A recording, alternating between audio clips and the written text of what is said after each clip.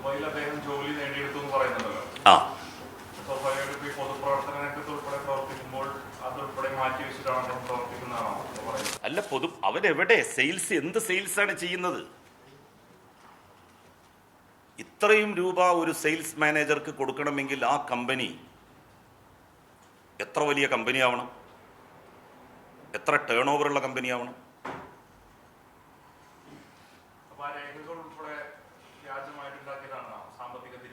അല്ല, വ്യാജമായിട്ടല്ല, ഒറിജിനൽ തന്നെ.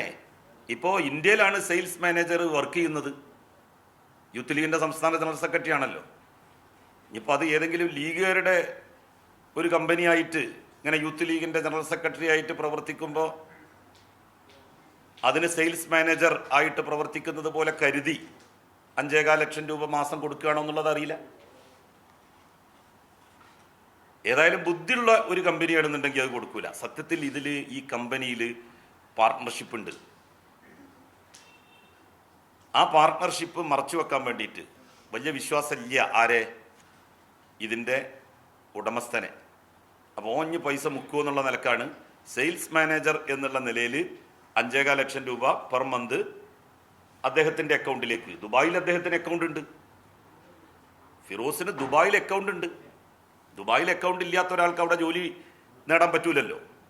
ഈ 5.25 ലക്ഷം രൂപ ഈ കമ്പനി ഓരോ മാസവും അവൻ്റെ അക്കൗണ്ടിലേക്ക് ട്രാൻസ്ഫർ ചെയ്തു കൊള്ളണം. നമ്മളുടെ നാട്ടിലെ പോലല്ല.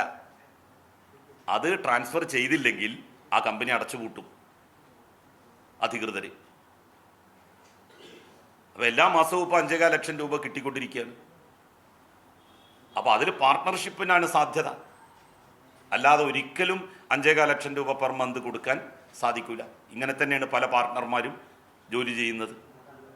ഒന്നാമതൊരു എംപ്ലോയ്മെൻറ്റ് കാർഡ് ഉണ്ടാക്കാൻ പാടുണ്ടോ?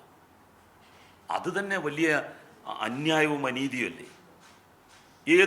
ഏത് യുവജന സംഘടനയുടെ നേതാവിനാണ് ഇതുപോലെ ഒരു ID കാർഡ്, ഒരു എംപ്ലോയ്മെൻറ്റ് കാർഡ് ദുബായിൽ ഉണ്ടാക്കിയിട്ട് ഇവിടെ പ്രവർത്തിക്കണ ഏതെങ്കിലും ഒരു യുവജന സംഘടനയുടെ നേതാവിൻ്റെ പേര് പറയൂ? ആരും ധൈര്യപ്പെടൂലത്. ആരെങ്കിലും ധൈര്യപ്പെടും? നിങ്ങൾ പറ. പെങ്ങളിവിടെ മാധ്യമത്തിൻ്റെ ഇത് പ്രവർത്തിക്കുന്നു. ദുബായിൽ നിങ്ങളവിടെ ഈ മറ്റേ ഫോർച്യൂൺ ഹൗസ് ജനറൽ ട്രേഡിങ്ങിൽ ചീഫ് എക്സിക്യൂട്ടീവ് ഓഫീസറാണ് എന്ന് പറഞ്ഞിട്ട് പൈസ സമ്പാദിക്കണ ഒരു എംപ്ലോയ്മെൻറ്റ് കാർഡ് നിങ്ങൾ ഉണ്ടാക്കുമോ? ഏതെങ്കിലും മനുഷ്യൻ ഉണ്ടാക്കുമോ? എന്തുമാവാം, യാതൊരു പ്രശ്നമില്ല എന്നുള്ള നിലയിലാണ്. ഇതിനൊക്കെ എങ്ങനെയാണ് നമ്മൾ അംഗീകരിച്ചു കൊടുക്കുക?